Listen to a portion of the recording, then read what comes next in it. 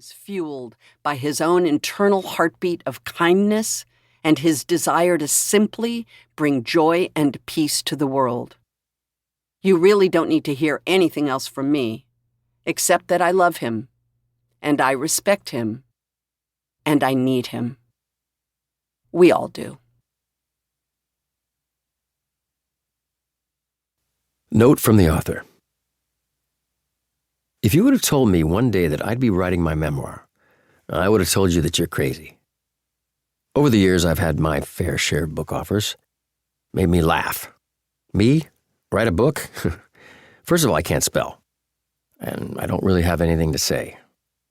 A memoir sounds like history, deep reflection, a narrative spanning a lifetime, kissing and telling, and looking back with profound wisdom. No. Way too overwhelming. Then, life happened.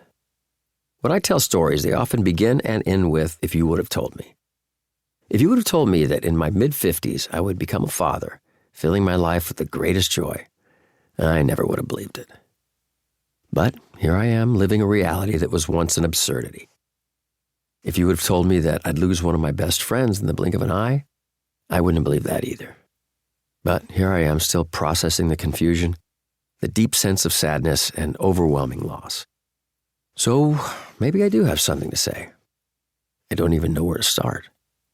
But here I am starting. I'm sure you have many if you would have told me moments in your life. And I'm not saying mine are more interesting, and if you write a book about them, I'm happy to read it. In fact, I encourage everyone to put their thoughts down on paper, although it's not for the faint of heart. This is hands down the hardest thing that I've ever done. Who wants to pull back the curtain and not only expose your deepest truths to the world, but to yourself? Through it all, I've been humbled more than I've ever felt entitled, and surprised more than I've ever been expectant. I'm here for every hurt and every heartbreak, because I am here for every joy. Life is both solid and fragile, isn't it? It's amazing how much you can abuse yourself and still live, and how you can die so easily when you least expect it. My gratitude for living this life I've been given is immeasurable. While writing, I sometimes felt like I was dabbling in fiction. Some stories felt too amplified, slightly exaggerated, and a tad outrageous. But once I got my hands on the facts, they turned out to be exact, often even wilder than I imagined.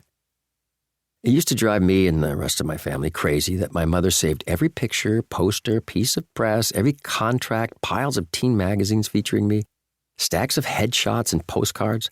She had every calendar and every schedule of what I did and whom I did it with. She held on to my diaries, scribbles of my thoughts and dreams, and I would say, "Why do you keep all this junk, Mom?" Now I know why. My mother wrote me little notes of encouragement and inspiration, but mostly pure love. They've been a lifeline, a roadmap to a happy life. I haven't always stayed the course, but they've always been there to get me back on track. I read them every day and discover new ones all the time. I've sprinkled them throughout this book in hopes that you make them your own, because everyone deserves to feel special, seen, and supported. Just as I have made a dedication to my parents in my high school yearbook, this autobiography is dedicated to my mother and my father. Without them, I wouldn't have a story to tell.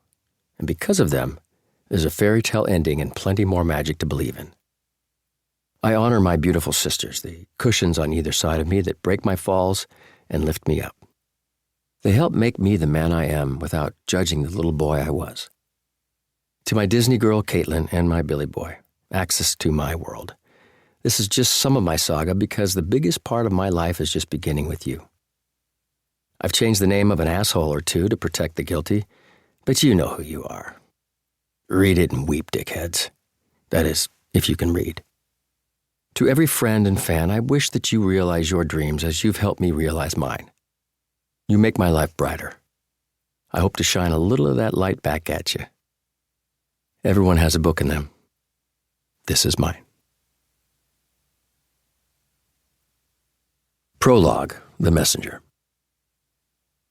His throat is red, and his heart is fluttering 1,000 beats per minute. He's always flying high in flashy, iridescent colors, looking for his next hit, his next drink, the nectar of the gods. Like a lot of celebrities, when you see him on screen or in pictures, he looks huge.